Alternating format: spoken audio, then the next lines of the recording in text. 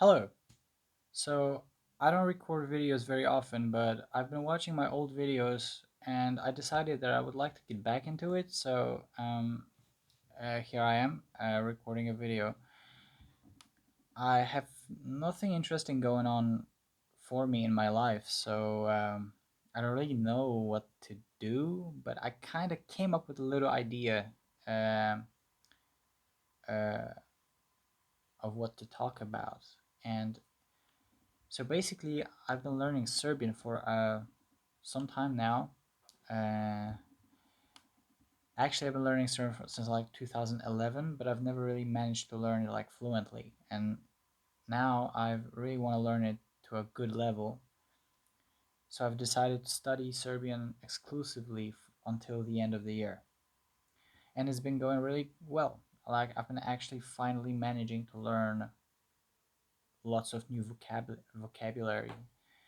And this is where I've noticed something that might be common knowledge, might not be, but it's my weird experience. And this thing that I've noticed is that Polish and Serbian have lots of false friends, and especially in verbs. So to summarize a little bit, or maybe some kind of pre-info, in Polish and other Slavic languages, when you create a verb, very often you just put a preposition in front of it. Just like in English, you have like phrasal verbs. You have get on, get off, get out, get in, get up, get down. In Polish, you do kind of the same thing, but or Serbian as well, basically Slavic languages. You do the same thing, but you put the preposition in front of the main verb or the root, and then you just create a new verb out of it. It's one word. So you have stać to stand, but then you have postać to stand a little bit, or przestać, zastać, wydostać się, like even that. What that actually comes from dostać, which is to get. Wydostać się, I think. So yeah, there are lots of like these prepositions between Polish and Serbian. They just don't correspond in verbs very often. They're very weird. So I have a text here on link, and I'm gonna uh, show you what I mean. One sentence in this text here is kako postati neko ko je, whatever, right? How to become somebody who is. And this word postati, for a Polish person like me, sounds weird. Like it sounds jak postać. How to stand a little bit. How to stand for a little while. Because postać in Polish just means to stand for a little while. Stać is to stand, and postać is to stand for a little while. You can use it with other verbs. You can say popisać. I'm gonna write a little bit.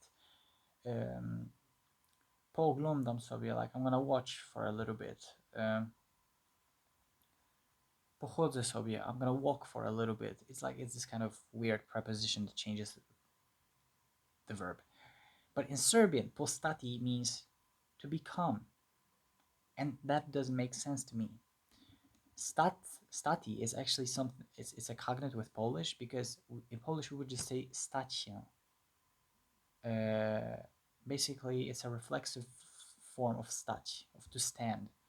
I mean, jak stać się kimś would be how to become somebody. In Serbian, you say kako postati neko, how to become somebody.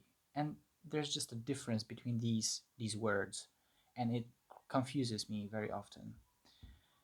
Write the same sentence, because it's a long sentence. It's that kako postati neko ko je sposoban da postane velikodušan I ko u tome može stvarno da uživa. The word uživa means to like enjoy. Uživati or uživati, I don't know the stress, but it means to enjoy. In Polish, używać means to use, and that's also another false friend, totally false. And there's many of them. Right next sentence. Ali nemamo dovoljno. Ni za sebe, whatever, right? But we don't have enough, not even for ourselves, right? And Dowolno in Polish, dowolno or dowolny means something else. It means, so in Serbian that means enough, right? In Polish, enough is dość. I think you can say dosta in Serbian. I'm not sure. Dosta or dość or wystarczająco, right? And dowolny means something else. It means like free to choose whichever. I don't know. Wybierz dowolną książkę. Pick whichever book you want. That's kind of the meaning, right? So those are like 3 or 4 words. I think it was 3. I can't count. I'm a language guy. I'm not a math guy.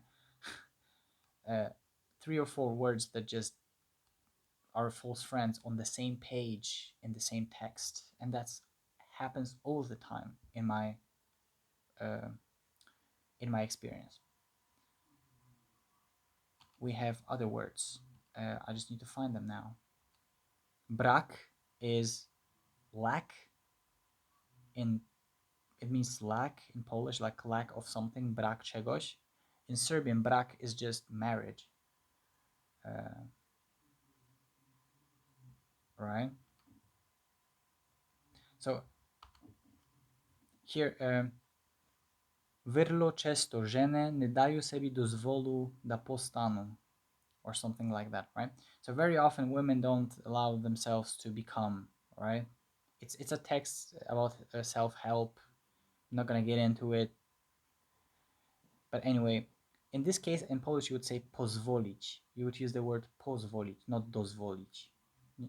Dozwolić is just something else. So once it exists in Polish, it just means something a little bit different. In this case, we would use pozwolić.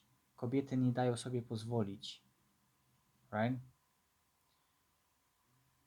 Albo nie pozwalają sobie, or something like that. But in Serbian, you use dozvolu, which is just, once again, a different usage. It's, once again, a little bit of a false friend. Yeah, and there are lots of these. And it's kind of confusing and kind of interesting as well. Like, why is that? Why does every verb have to be different? Like, it rarely matches. It matches sometimes.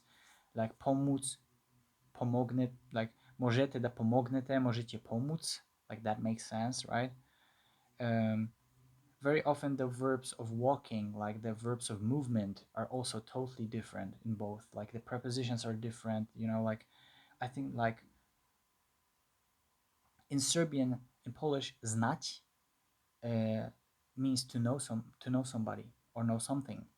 Well, as far as I know, at least, in Serbian, to say that you know somebody, you say poznati. Poznajem Aleksa, like I know Alex, right? But in Polish, poznawać or poznać means to get to meet somebody. So it also has a different meaning. To know somebody, just normally like znam, it's just znam. But znam in Serbian means to know something, like ne znam kada moj otac ide u posao. Like, I don't know when my father goes to work or whatever, right? So there are lots of these weird false friends between Polish and Serbian, and it's a very interesting aspect that I've been confronted with, and I guess I'm gonna have to deal with it in a way. But yeah, just if you know any more examples, then please give them to me. I want them. And yeah, have a nice day or a nice evening. Have a good night. In my case, it's late right now. It's over 9 p.m. I'm gonna have to go to sleep soon. So yeah, thanks for watching, and if you want more of these weird videos, I'd love to make more of these, then please write a comment and stuff. So I'm gonna make more of these. Ciao.